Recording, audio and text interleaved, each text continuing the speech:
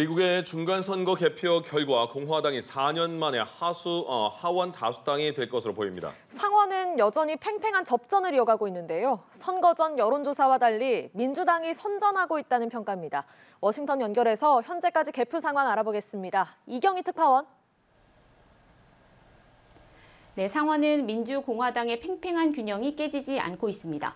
네바다, 조지아, 애리조나 등의 승패가 여전히 안개 속인 가운데 민주당과 공화당이 거의 절반씩 양분하고 있는데요. 조지아는 개표가 거의 끝났고 민주당 후보가 승리를 거둔 것으로 보이지만 과반 득표에는 못 미쳐 다음 달 6일 결선 투표를 거치게 됐습니다. CNN을 비롯한 언론의 예측은 민주당과 공화당이 48석 안팎을 점하고 있고 현재 개표 중인 것들도 현 추세대로라면 비슷하게 나눠 가질 것으로 예상되는 만큼 내달 조지아 결선 투표 결과에 따라 다수당이 정해지는 상황이 될 것으로 보이는데요. 만약에 여기서도 민주당이 승리한다면 50대 50이 유지될 전망이고 그렇게 되면 지금처럼 당연직 상원의장인 부통령이 캐스팅 보트를 행사하기 때문에 민주당이 우위를 점하게 됩니다. 반대로 조지아에서 결과가 뒤집히면 상원도 공화당이 장악하게 될 가능성이 커집니다.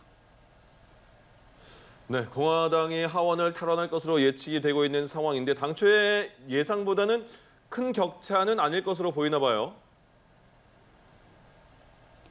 네, 미 NBC 방송은 하원 의석 435석 가운데 공화당이 220석을, 민주당이 215석을 각각 차지해 공화당이 매직 넘버 과반을 넘겼다고 집계했습니다.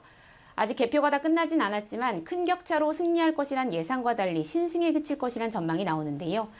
차기 하원의장이 유력한 케빈 메카시 공화당 하원 원내대표는 개표가 한창 진행 중인 오늘 새벽 연설을 통해 하원 선거 승리를 선언했습니다. But when you wake up tomorrow, we will be in the majority and Nancy Pelosi will be in the minority. Republicans will work with anyone who's willing to join us to deliver this new direction that Americans have demanded. 인플레이션 감축법과 기후변화 대응, 우크라이나 지원 등에 있어서 다른 목소리를 내며 바이든 정부 정책에 대한 집중적 견제에 나설 것으로 보이는데요. 그러나 압도적인 승리를 거두지는 못할 것으로 보이는 만큼 역할이 제한적일 것이란 분석이 나옵니다.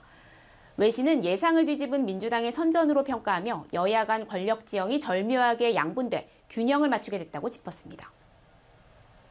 네, 바이든 대통령은 조금 전 기자회견을 통해 선거와 관련한 입장을 밝혔다고요? 그렇습니다. 민주당이 선전했다는 평가가 나오는 가운데 기자회견에 나섰는데요. 바이든 대통령은 미국의 좋은 날이라며 언론이 예측했던 레드웨이브는 없었다고 말했습니다. 기존 정책을 흔들림 없이 추진해 나갈 뜻도 밝혔는데요. 그러면서 하원 의석 지형 변화를 의식한 듯 공화당과 함께 일할 준비가 돼 있다고 강조했습니다. 바이든 대통령과 민주당의 분위기는 하룻밤새 불안해서 안도로 분위기가 급변했는데요. 상하원 전패 가능성까지 거론됐지만 상원은 수성 가능성이 작지 않고 하원도 현재 예측으로는 선방이 예상되면서 최악의 인플레이션 속에 악전고투한 것을 감안하면 책임론 후폭풍에서 어느 정도 벗어날 수 있게 됐다는 평가가 나옵니다. 반면 자신만만했던 도널드 트럼프 전 대통령은 때 아닌 책임론에 휩싸이며 당내 입지 타격을 걱정해야 할 상황에 놓였는데요.